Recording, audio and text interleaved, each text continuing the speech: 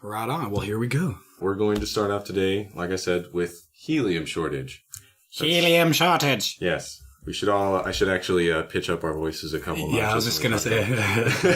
Helium shortage. So, yes, this is the third shortage in 14 years because we have, a stockpile of resources and they're getting low. You might have heard that Party City, which is a popular party supply store, sells a lot of balloons. Ah, yes. Where you go to buy like a cheap Halloween costume at the last possible second. That's really what you go there so for. So you can look like a slutty nurse or a slutty devil or a slutty slut, whatever. Yeah, but they're closing a higher than usual number of stores this year, although they claim that it's not due to the helium shortage. It's not related. So helium, let's back up even further, is one of the most abundant elements in the universe. Mm-hmm. Not so much on our planet.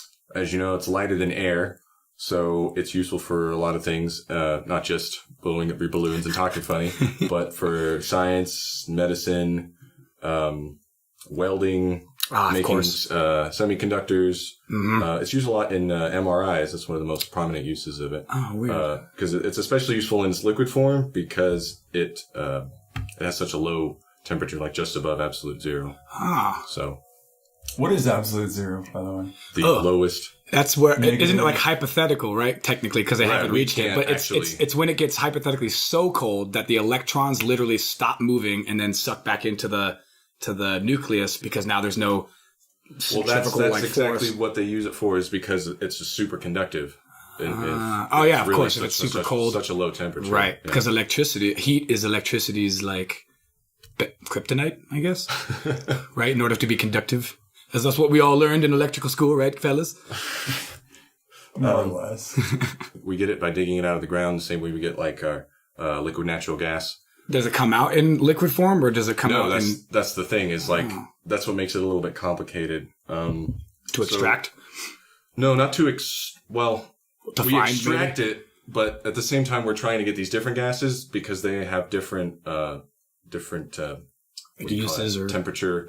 So like we would lose the helium when we're trying to get the different gases because that's on top or whatever. And right, exactly, because you're digging down and you're getting all kinds of stuff coming out. Totally. And since the helium would be the first to go, that makes total sense. Yep. Because we like to store it in liquid form, right, rather than in gaseous form, and so like logistical, political, and geographic issues make it kind of more complicated because most of it right now is coming out of like places like Qatar.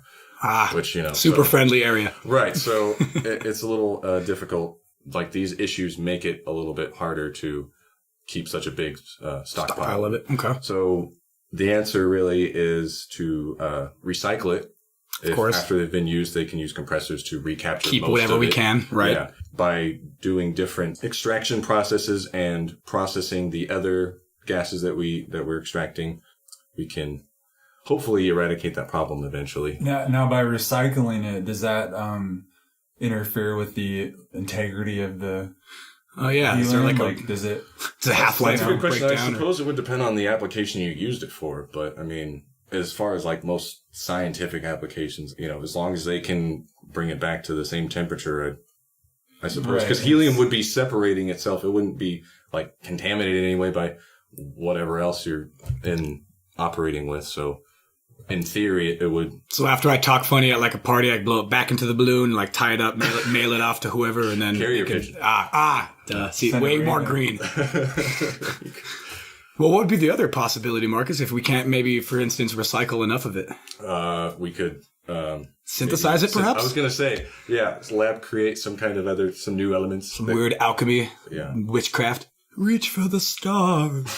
Get the hell off Earth. Yeah. Do you say it's abundant like in other places? Yeah. Like, could we find it just literally like anywhere, or would we have to go to like the nearest planet, or go just to the moon, or where's the next like cache of helium? Well, our technology would have to get a lot better to do any of that. Yeah, because we have to overcome things like just the amount of time it gets to travel places and like extreme heat or cold, right? From space, capturing it and bringing it back.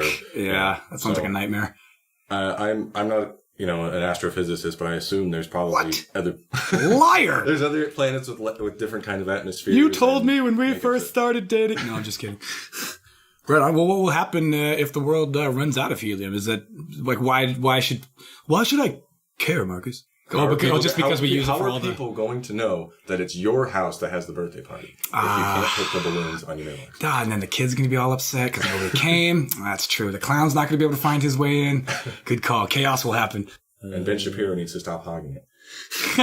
Right? His voice fucking goes up, dude. Actually, to be brutally honest, and I'm kind of like center right, all the conservative fucking talk show people need to freaking stop using it. Because if there's one, and I realized this the other day, if there's one thing that drives me nuts when I'm listening to both sides of like the radio, is that like on like the left side of the dial. Complete differences in which the manner in which they talk. Yes, dude. Yeah. Like the left is very like this and soft and subtle and letting you know about this and that.